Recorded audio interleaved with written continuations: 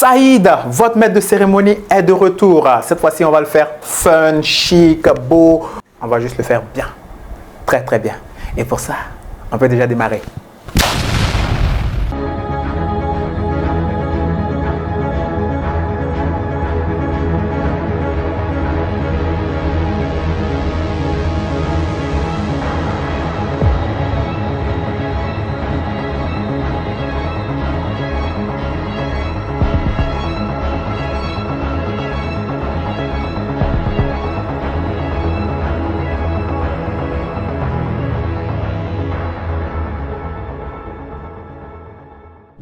Pendant mon absence, j'ai eu pas mal de questions qui m'ont été posées. Mais la plus récurrente était de savoir les différents types de jeux qu'on peut organiser pendant une cérémonie de lunch. Évidemment, c'est à ça que nous allons répondre aujourd'hui. Pour ceux qui sont nouveaux sur la chaîne, abonnez-vous et cliquez sur la cloche de notification pour ne rien rater. Comme annoncé en introduction, nous allons aborder aujourd'hui les différents types de jeux que vous pouvez organiser lors de vos animations de mariage. Mais bien avant cela, on va revenir sur des principes de base qui vont vous permettre de bien, justement, organiser vos jeux. Premier principe qui est très capital, il faut savoir que les jeux que vous organisez lors de vos cérémonies de mariage doivent être des jeux interactifs. Et quand je dis interactifs, c'est entre le public et les mariés. Il faut qu'on sente une interaction entre les deux parce que le mariage, c'est une interaction, une communion entre les invités et le couple. Donc pour ça, il faut penser à des jeux qui vont impliquer les deux à un moment donné, forcément. Et ça, c'est encore plus... ça donne plus de vie à votre animation. Deuxièmement, il faut penser à des animations qui ne prennent pas trop de temps. Parce que quand les animations sont très longues, elles sont ennuyeuses. À moins que ça ne soit une composition. Parce qu'il arrive quand même qu'on combine plusieurs jeux pour rendre l'animation intéressante. Dans ce cas, oui, ça peut passer. Sinon, des animations très brèves, là, c'est plus captivant. Les gens vivent le jeu, vivent l'animation et il n'y a rien de tel. Un troisième point sur les questions, ça veut dire les différents jeux. Il ne faut pas bien sûr faire des jeux qui vont heurter les sensibilités. Il faut toujours tenir compte du contexte avant d'engager les jeux. Et c'est pour ça d'ailleurs je disais, dans la phase préparatoire de l'animation de mariage, il faut connaître l'environnement des mariés.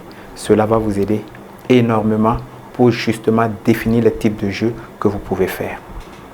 Donc, en gros, voici les différents points sur lesquels il faut vous appesantir avant de définir les types de jeux que vous allez organiser lors de votre animation de lunch de mariage. Revenons maintenant au type de jeu que vous pouvez faire lors d'une animation de lunch de mariage. Premièrement, il y a le classique. Le classique, c'est le quiz des mariés. Généralement, il y en a qui le font soit avec des pancartes, soit avec des feuilles, des foulards. Il y en a qui le font également avec les chaussures des mariés. Et ça consiste simplement à poser des questions au couple. Et la personne qui se sentira concernée va soulever la chaussure. Si c'est pour monsieur, si la question concerne monsieur, ben, les deux vont soulever les chaussures de monsieur. Si ça concerne madame, les deux vont soulever les chaussures de madame. Ce qui est intéressant de ça, ce qui est intéressant du moins dans ça, c'est qu'il y a des moments, il y a des questions sur lesquelles les deux vont soulever chacun leurs chaussures.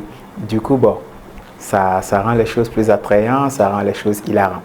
Ça, c'est le premier jeu, le quiz des mariés. Un autre jeu qui est très classique, qui est connu de tous, c'est la chaise musicale.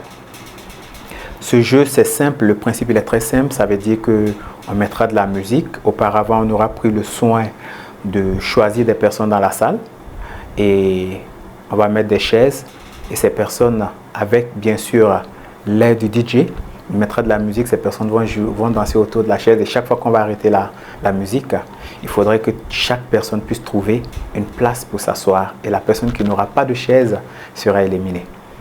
Ça, c'est le deuxième jeu, la chaise musicale. Le troisième jeu qui est également plus ou moins connu, parce que c'est vrai, ils ne sont pas nombreux ceux qui le font, il s'agit du jeu des objets. Je l'aime bien particulièrement parce que c'est un jeu qui met beaucoup d'ambiance dans la salle. Il s'agira pour des invités. Bien sûr, ici, il faut avoir deux équipes, l'équipe de la mariée et l'équipe du marié. Et chaque équipe devra aller chercher un objet dans la salle ou hors de la salle qui sera décidé soit par les mariés, soit par le MC, soit par les invités. Et ce jeu, je l'aime particulièrement parce que c'est un jeu très très complet, parce que ça fait participer des invités qui sont partisans du jeu, je vais dire qui sont acteurs majeurs.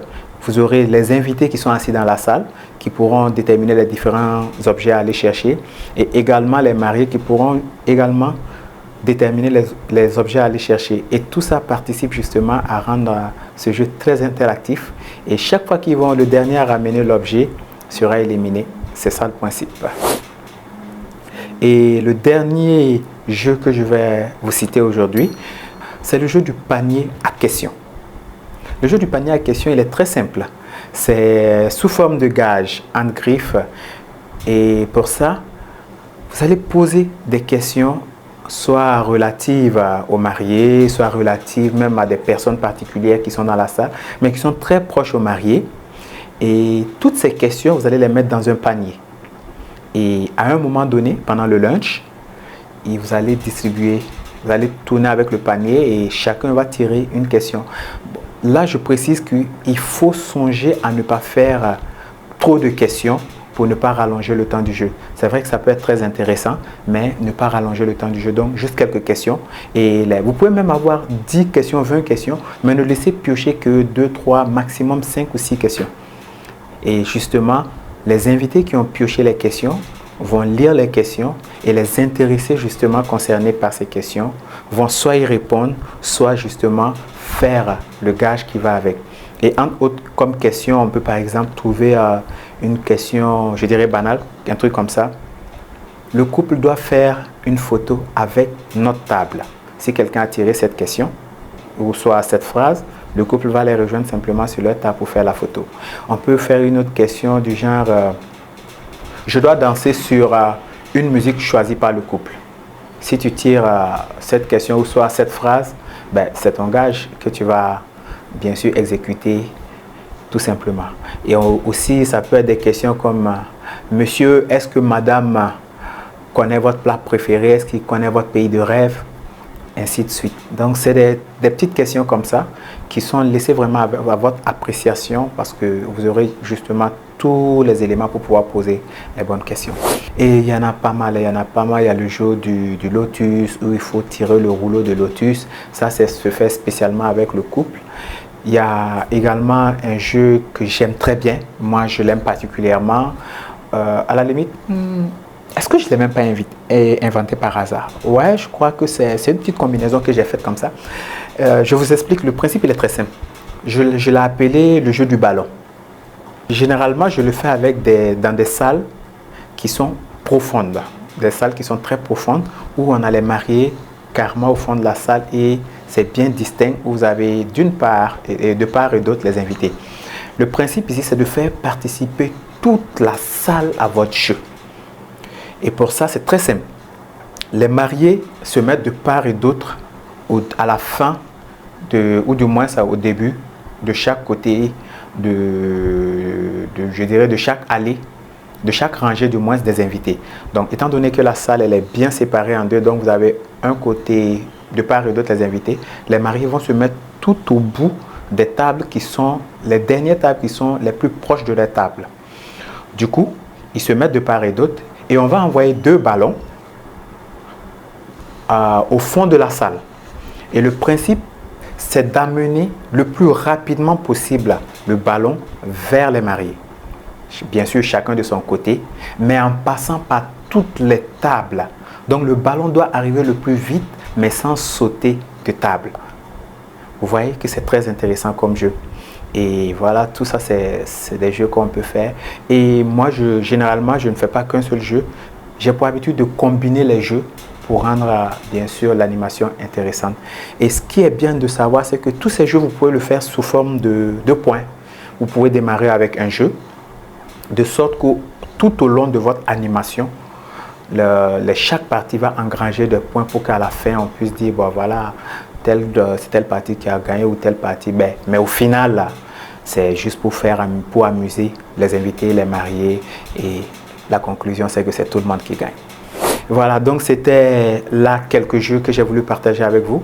S'il y a des questions, vous n'hésitez pas évidemment, comme d'habitude, soit directement dans les commentaires ou bien vous allez simplement sur la couverture, la bannière de mon profil YouTube. Vous trouverez le lien de ma page Facebook en bas à droite où vous pourrez me joindre, ou à la fin de chaque vidéo, vous avez le contact WhatsApp où vous pouvez également me joindre pour vos questions, vos préoccupations.